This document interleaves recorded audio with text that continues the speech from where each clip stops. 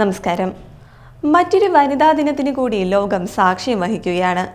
1917 Russian വനിതാ മുന്നേറ്റത്തിന്റെ സ്മരണാർത്ഥമാണ് ലോകമെമ്പാടും എല്ലാ വർഷവും മാർച്ച് 8 വനിതാ ദിനം ആചരിക്കുന്നത്.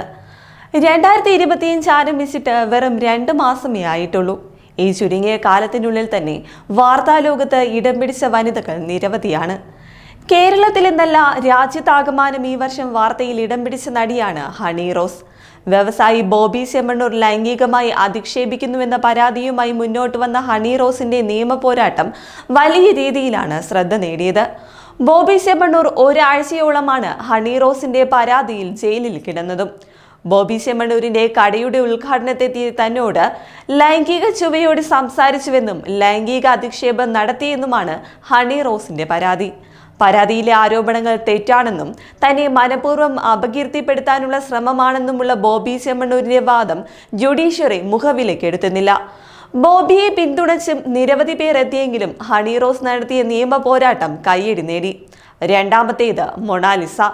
പ്രയാഗ്രാജിൽ നടന്ന മഹാകുംഭമേളയിൽ മാല വിൽക്കാനെത്തിയ ഒരു സാധാരണ പെൺകുട്ടിയുടെ ജീവിതം മാറിമറിഞ്ഞ വർഷം കൂടിയായിരുന്നു 2025. മോനി ഫ്രോസ്ലെ എന്ന മൊണാലിസയുടെ ചാരക്കണ്ണുകളും വശ്യമായ ചിരിയും സോഷ്യൽ മീഡിയയിൽ വൈറലായി മാറി. ഇന്റർനെറ്റിൽ സെൻസേഷനായി മാറിയ മൊണാലിസയ്ക്ക് ആരാധകരുടെ ശല്യം കാരണം തന്റെ ഉപജീവന മാർഗം പോലും ഉപേക്ഷിക്കേണ്ടി വന്നു. എന്നാൽ പേരും പ്രശസ്തിയും വന്നതോടെ മൊണാലിസയെ തേടി ബോളിവുഡിലേക്കുള്ള ഓഫർ വരെ ലഭിച്ചിരിക്കുകയാണ്. സംവിധായകൻ സനോജ് മിശ്രയാണ് മൊണാലിസയ്ക്ക് സിനിമയിൽ അവസരം നൽകിയത്. ഇതിന് പിന്നാലെ കേരളത്തിലേക്ക് ബോബി ചെമ്മണ്ണൂർ മൊണാലിസയെ തന്റെ വ്യവസായ സ്ഥാപനത്തിന്റെ പരിപാടിക്കായി എത്തിക്കുകയും ചെയ്തു. ലക്ഷങ്ങൾ പ്രതിഫലം നൽകിയായിരുന്നു മൊണാലിസയെ ബോബി കേരളത്തിലേക്ക് എത്തിച്ചത്. ഇതിന് പിന്നാലെ രാജ്യാതിർത്തി കടന്ന് നേപ്പാളിലെ പരിപാടിയിൽ പങ്കെടുക്കാനും മൊണാലിസയ്ക്കായി. മൂന്നാമത്തേത് രേഖ ഗുപ്ത.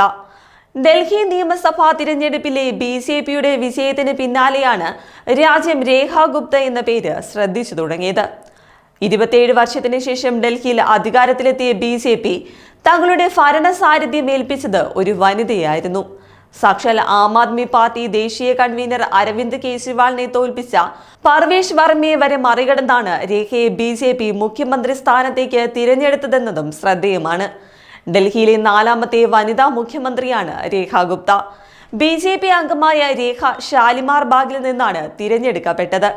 ഡൽഹി യൂണിവേഴ്സിറ്റി സ്റ്റുഡൻസ് യൂണിയന്റെ ജനറൽ സെക്രട്ടറിയായും പ്രസിഡന്റായും BJPയുടെ ദേശീയ എക്സിക്യൂട്ടീവ് അംഗവും ജനറൽ സെക്രട്ടറിയുമാണ് രേഖ ഗുപ്ത. 4ാമത്തേത് നിർമ്മല സീതാരാമൻ. തുടർച്ചയായ 8 കേന്ദ്ര ബജറ്റ് അവതരിപ്പിച്ചുകൊണ്ടാണ് നിർമ്മല സീതാരാമൻ ഈ വർഷത്തെ വാർത്താ താരമായത്. സ്വതന്ത്ര ഭാരതത്തിലെ ഏറ്റവും അധികം ബജറ്റുകൾ തുടർച്ചയായി അവതരിപ്പിച്ച ധനമന്ത്രി എന്ന റെക്കോർഡും നിർമ്മല സീതാരാമന് സ്വന്തമാണ്. 7 ബജറ്റ് അവതരിപ്പിച്ച CD ദേശ്മുഖിന്റെ റെക്കോർഡാണ് നിർമ്മല സീതാരാമൻ മറികടന്നത്. 2019 മുതൽ 7 സമ്പൂർണ്ണ ബജറ്റും ഒരു ഇടക്കാല ബജറ്റുമാണ് നിർമ്മലയുടെ അക്കൗണ്ടിലുള്ളത്. തിരഞ്ഞെടുക്കപ്പെട്ട പാർലമെന്റ് നിലവിൽ വന്ന 1952 ഏപ്രിലിന് ശേഷം തുടർച്ചയായി ഏറ്റവും അധികം ബജറ്റ് അവതരിപ്പിച്ച റെക്കോർഡ് മൊറാർജി ദേശായിക്കായിരുന്നു, 6 എണ്ണം. 1ാം മോദി സർക്കാരിന്റെ തുടക്കത്തിൽ പ്രതിരോധ മന്ത്രിയായിരുന്ന നിർമ്മല സീതാരാമൻ 2019 മുതൽ ധനമന്ത്രി പദവിയിൽ തുടരുകയാണ്. 5ാമത്തേത് KR മീര. ഗാന്ധി രക്തസാക്ഷി ദിനത്തിലും കേരള ലിറ്ററേച്ചർ ഫെസ്റ്റിവലിലും നടത്തിയ പരാമർശമാണ് സാഹിത്യകാരി KR മീരയെ വാർത്തകളിലെ താരമാക്കിയത്. ഗാന്ധി വധത്തിൽ ഹിന്ദു മഹാസഭയ്ക്കൊപ്പം കോൺഗ്രസിനെ വിമർശിച്ചുകൊണ്ടായിരുന്നു മീരയുടെ പ്രതികരണം. മിററ്റിൽ ഗോഡ്സെയെ ആദരിച്ച ഹിന്ദു മഹാസഭയുടെ പത്രവാർത്ത പങ്കുവച്ചുകൊണ്ടായിരുന്നു മീരയുടെ പ്രതികരണം. ഗാന്ധിയുടെ ആത്മാവിനെയും ഗാന്ധിസത്തെയും ഇന്ത്യയുടെ മണ്ണിൽ നിന്ന് തുടച്ചു നീക്കുമെന്നാണ് ആ യോഗത്തിൽ തീരുമാനമെടുത്തിരുന്നത്. ഗാന്ധിയെ രാഷ്ട്രപിതാവാക്കിയ നടപടി പിൻവലിക്കണമെന്നും ആവശ്യപ്പെട്ടിരുന്നു. ഈ വാർത്ത പങ്കുവച്ചുകൊണ്ട് തുടച്ചു നീക്കാൻ കോൺഗ്രസുകാർ 1075 കൊല്ലമായി ശ്രമിക്കുന്നു, കഴിഞ്ഞിട്ടില്ല. പിന്നെയാണ് ഹിന്ദു സഭ എന്ന് പറഞ്ഞ് പോസ്റ്റ് പങ്കുവയ്ക്കുകയായിരുന്നു. ഇതിന് പിന്നാലെ നിരവധി പേർ മീരയ്ക്കെതിരെ രംഗത്തെത്തിയിരുന്നു. KLFൽ ഷാരോൺ വധക്കേസിലെ പ്രതി ഗ്രീഷ്മയെ ന്യായീകരിച്ചുകൊണ്ട് നടത്തിയ പരാമർശവും വിവാദമായി. ചില സമയത്തൊക്കെ കഷായം കൊടുക്കേണ്ടി വന്നാൽ പോലും സ്ത്രീക്ക് ഒരു ബന്ധത്തിൽ നിന്നും ഇറങ്ങിപ്പോകാനുള്ള സ്വാതന്ത്ര്യം ഇല്ലാതെയായാൽ ചിലപ്പോൾ അവൾ കുറ്റവാളിയായി തീരും. ഈ കുറ്റകൃത്യത്തിലേക്ക് അവളെ നയിക്കാതിരിക്കുക എന്നുള്ളത് ഇപ്പറഞ്ഞ എല്ലാം തികഞ്ഞ കാമുകന്റെ കടമയും കർത്തവ്യവുമാണെന്നായിരുന്നു മീര പറഞ്ഞത്. 6ാമത്തേത് യസ്മിനി. തിരുവനന്തപുരത്ത് സെക്രട്ടേറിയറ്റിന് മുന്നിൽ നടക്കുന്ന ആശാവർക്കർമാരുടെ സമരത്തിന് പിന്നാലെയാണ് മിനിയുടെ പേര് ആദ്യമായി ഉയർന്നു കേൾക്കുന്നത്. എന്നാൽ രാഷ്ട്രീയ കേരളത്തിൽ മിനി പുതുമുഖമല്ല. ആശ ഹെൽത്ത് വർക്കേഴ്സ് അസോസിയേഷൻ സംസ്ഥാന വൈസ് പ്രസിഡന്റ് എന്നതിലുപരി socialist unity centre of India എന്ന SUCA മുഖമാണ് മിനി. കാര്യമായ സംഘടനാശേഷി ഇല്ലാതിരുന്നിട്ടും SUCA നാലാൾ അറിയുന്നതിലേക്ക് എത്തിക്കുന്നതിൽ പങ്കുവഹിച്ച വളരെ കുറച്ച് പ്രവർത്തകരിൽ ഒരാളാണ് മിനി.